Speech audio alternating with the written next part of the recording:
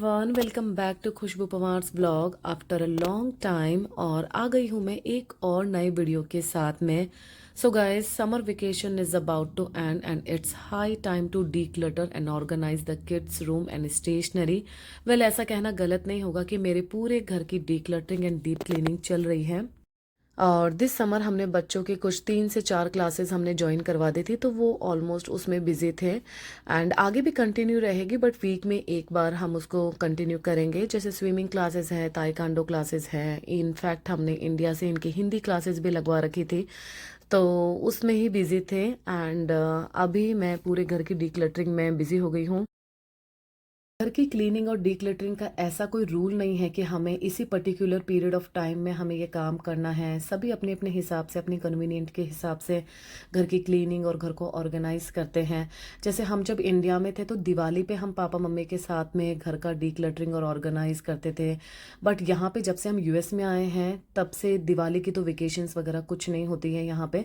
तो मैं summer vacations में प्रेफर करती हूँ कि मेरा पूरा, बच्चों के स्कूल भी क्लोज हो जाते हैं, समर वेकेशन चलती है, एंड उसी टाइम मैं बच्चों की जो चीज़ें हैं उनको अच्छे से ऑर्गेनाइज कर देती हूँ।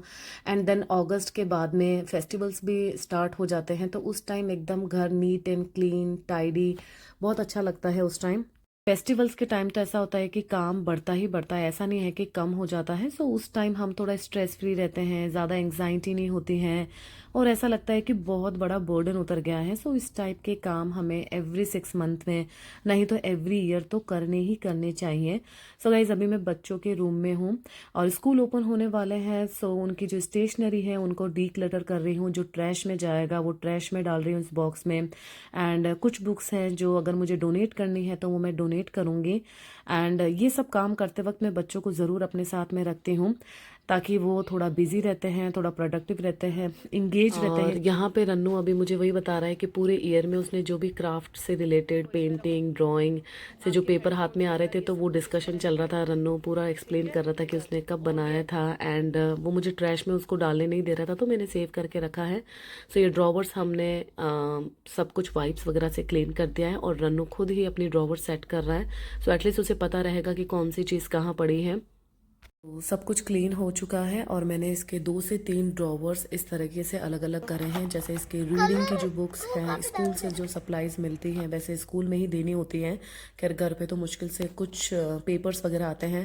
एंड जो वाइट वाले, जो सबसे छोटे वाले जो ड्रॉवर्स है, उसमें मैंने इसका आई कार्ड है, सीजर्स हैं, ग्लू और पेंसिल्स वगैरह ये सब कुछ अरेंज कर दिया है, तो ईजिली इसको मिल जाएगा। इसमें रन्नू की मैंने बुक्स रख दी है, इसमें जो खाली कॉपीज है वो रख दी है, इसमें रन्नू काम करेगा। और इसमें अगेन ये कुछ एक्टिविटीज के पेपर है। और अभी हो गया था टाइम लंच का, 1:30 के करीब टाइम हो गया था, तो सोचा पहले लंच कर लेते हैं, देन जो बचा हुआ काम है उसको फिर मैं कंटिन्यू करूँगी।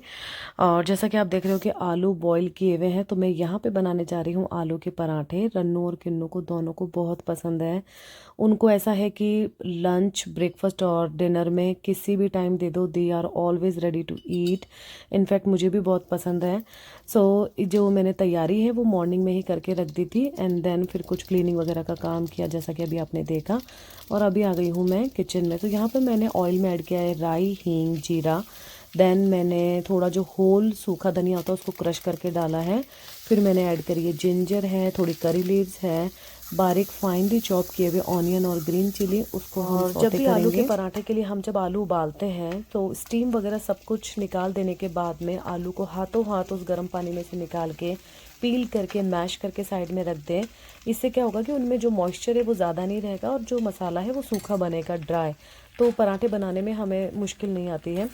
एंड यहाँ पे मैं मसाले में ऐड कर रही हूँ रेड चिली पाउडर डाला है, धनिया पाउडर है, हल्दी है, उसके बाद में मैंने ऐड किया है जीरा पाउडर, अमचूर पाउडर और पुदीना पाउडर, नॉर्मल सॉल्ट ऐड करेंगे और सबसे मेन है काला नमक भी। तो इसमें काला नमक और अमचूर पाउडर से थोड़ा अच्छा टेस्ट आता है। इसको अच्छे से मैश कर लेंगे और इसमें बहुत बहुत सारा धनिया डालेंगे। मैं लगा लेती हूँ आटा फटाफट से, एंड देन मैं बनाऊंगी आलू के पराठे। और ये जो राइस हैं वो कल के लेफ्ट ओवर राइस थे। सो नॉर्मली तो मैं इनको ऑनियन और ग्रीन चिली डाल के छौंक लेती हूँ, नहीं तो ये थोड़े से राइस थे, तो सोचा रन्नू को मीठे राइस बहुत पसंद है, तो इसमें मैं कर्ड डाल के, या तो हम ब्राउन शुगर भी ऐड कर सकते हैं, नहीं तो नॉर्मल शुगर है, थोड़ा सा वाटर ऐड करेंगे और अच्छे से उसको मिक्स कर लेंगे और उसमें थोड़ा सा जीरा ऐड कर लेंगे अगर पसंद हो तो, नहीं तो शुगर एंड कर्ड से ही ये बहुत अच्छे लगते हैं। और यूजुअली हमारे घर में आलू के पराठे के साथ में दही और फ्रेश टमाटर की जो चटनी है वो पसंद की जाती है, बट आज मैंने वो चटनी नहीं बनाई है। नेक्स्ट किसी ब्लॉग में डेफिनेटली आप लोगों के साथ में शेयर करूँगी। वो बहुत ही अच्छी और यम्मी बनती है एंड बहुत ही सिंपल सोबर तरीके से बनती है। इसमें या तो हम गुड़ डाल के बना सकते हैं, गुड़ नहीं है तो शक्कर भी डाल सकते हो। और इस चटनी को हम 2-3 दिन के लिए फ्रिज में भी रख सकते हैं, ट्रैवलिंग में भी हम इसको लेकर जा सकते हैं बिकॉज जल्दी से ये ख़राब नहीं होती है। सो आज तो हमें दही और सॉस से ही काम चलाना पड़ेगा।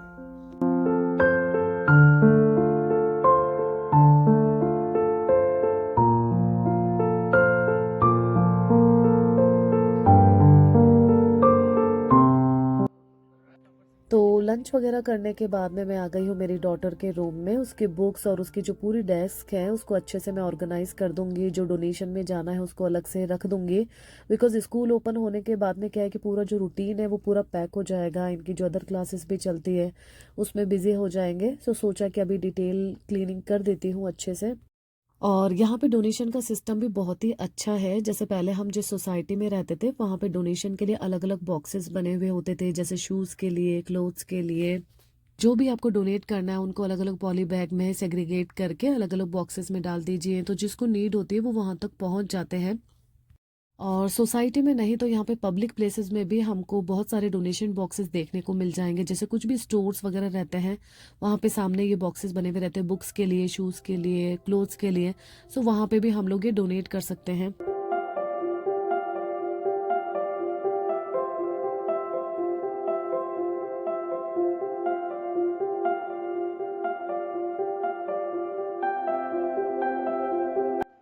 So guys, cleaning and decluttering में सबसे पहले मैंने बच्चों का स्टेशनरी से रिलेटेड जो भी सामान है और उनके रूम को करने के लिए पहले फर्स्ट थिंग जो प्रायोरिटी है वो मैंने वो रखी है।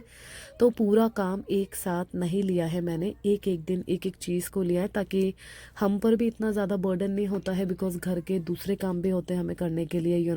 डेली का जो कुकिंग एंड ऑल है, क्लीनिंग है, तो वो भी रहता है।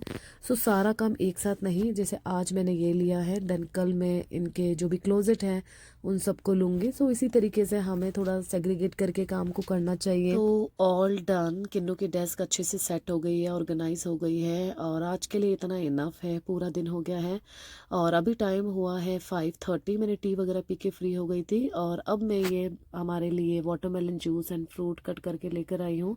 एंड ये मेरा डेली का रूटीन है, इवनिंग टाइम में मैं कुछ भी फ्रूट्स है या जूस है वो बनाती बनाती हूँ।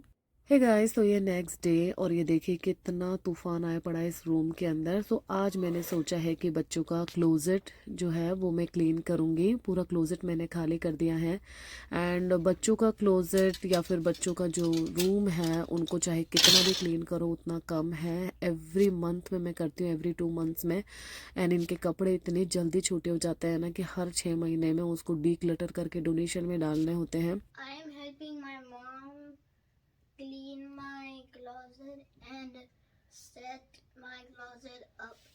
तो यहाँ पे रन्नू भी मम्मा की हेल्प करवा रहा है। तो सबसे पहले उसने अपने कपड़े एम्प्टी किए क्लोजेट में से, देन किन्नू आई थी, किन्नू ने अपने कपड़े एम्प्टी किए और अब मैं बस यहाँ पे इनको अच्छे से तय करके अंदर क्लोजेट में रख दूँगी।